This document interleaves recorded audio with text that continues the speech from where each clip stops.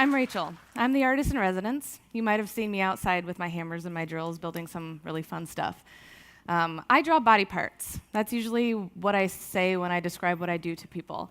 And my work involves the intersection of art and anatomy, a communication of processes and of stories. And now I'm also including metal. I've been a medical illustrator for about 7 years. I've worked with physicians and surgeons to create online educational programs. I take video in the OR, and we help surgical residents learn how to perform the surgeries more efficiently. But I found myself staring at the computer screen for so many hours a day. I missed really making physical art with my hands.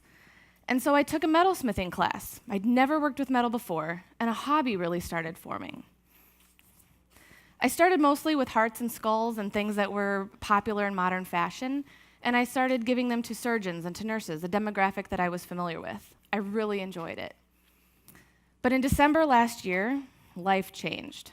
My husband Derek and I ran a 5K, and he's a very fit 30-year-old, and he usually outruns me. But this time he had trouble breathing. He couldn't catch his breath.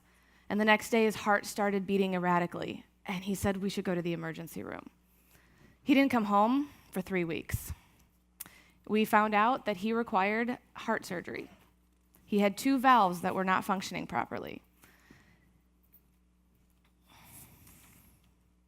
And he also had atrial fibrillation. And so this meant he had to have open heart surgery as soon as possible. I've spent a lot of time in hospitals, but never like this. I've never been on the patient or on the caregiver side.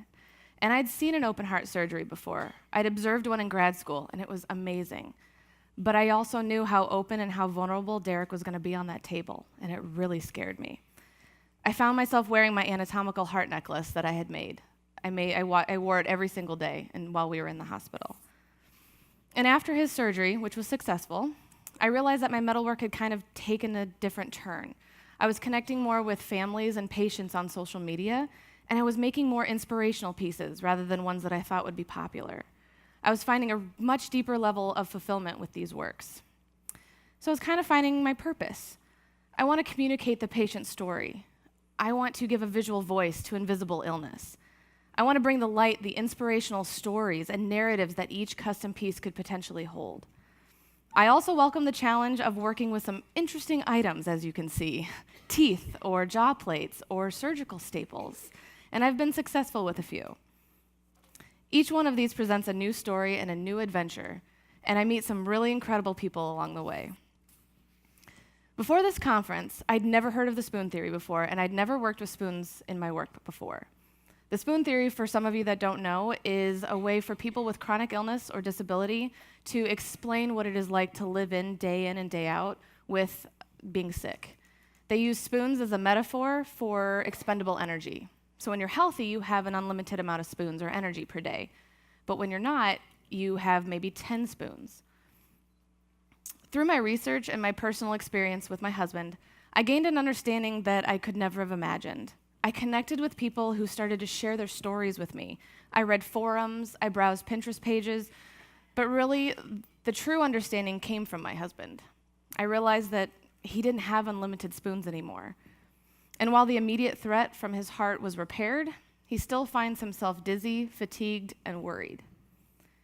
The metal vessels that I've created for this conference really showcase my journey into this understanding. I've challenged myself both physically and mentally. I've never made hollow constructed boxes of this size or detail before. Each vessel started as flat sheet metal that I formed and heated into its now shape.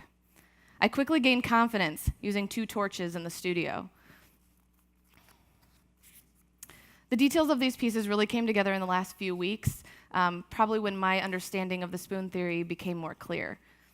The larger vessel contains a spoon on the top, which is from my great aunt, so it's a personal touch from me, and some bone hinges that are hand-sawn, femur and tibia and the fibula, humerus and the radius and ulna. So a little bit of anatomy. The spoon theory is then etched on the front, and the Medicine X logos are flanked on either side.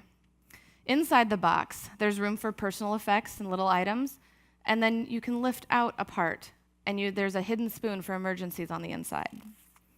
The smaller vessel is supposed to be a prescription bottle, and it has Sydney Spooney and her, or his, prescription around the front.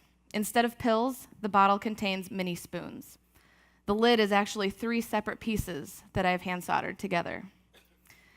My work will continue to evolve and be influenced as we all share our discoveries and our stories this weekend.